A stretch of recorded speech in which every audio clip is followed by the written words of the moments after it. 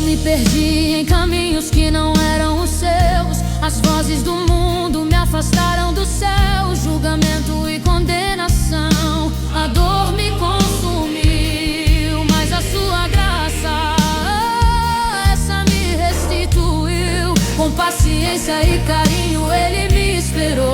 Cada passo de volta ele abençoou. E mesmo quando eu